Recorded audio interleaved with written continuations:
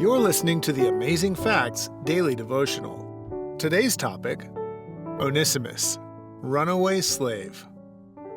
In the early Christian church, slavery was prevalent. For every free man, there were 3 slaves.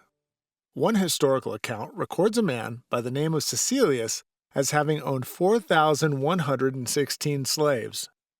A slave could not marry or own anything. A slave could be tortured in his master's stead during a criminal investigation. And if a slave dared to run away from his master, the punishment, if he were ever caught again, was death. Onesimus was a slave who belonged to a man named Philemon, a Christian residing in Colossae. For reasons unknown, Onesimus had run away with some of his master's possessions in tow. Philemon 18. All that he was, all that he had, all that he had acquired and earned was for his master's gain alone. Why shouldn't he have a better life that he could call his own? Somehow Onesimus ended up in Rome. Perhaps he thought that the big city was the best chance he had of starting a new life, some 1,400 miles away from Philemon. But his master's goods went only so far.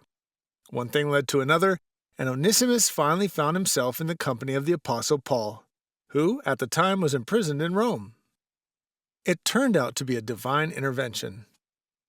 The apostle taught him of the gospel of Jesus Christ, his Savior and Redeemer. Onesimus's heart was moved. He saw now that he had been wrong to rob his master and leave as he did. He gave his heart to Christ, asking for forgiveness. As a result, he began to change. No longer were his actions focused on bettering his own situation, but he became an especial comfort to Paul, tending to the older apostle's needs during his confinement.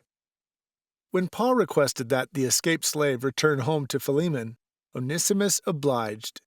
He would willingly return to slavery in order to right his wrongs. If his master, though a Christian, decided to put him to death for running away, so be it. He was a changed man, and he would live his life like one, as a laborer for Christ. Knowing the institution of slavery to be altogether reprehensible, would you have done the same as Onesimus if you were in his position? As Christians, how are we to act in unjust situations? Our key Bible text today comes from Philemon chapter 1 and verses 15 and 16.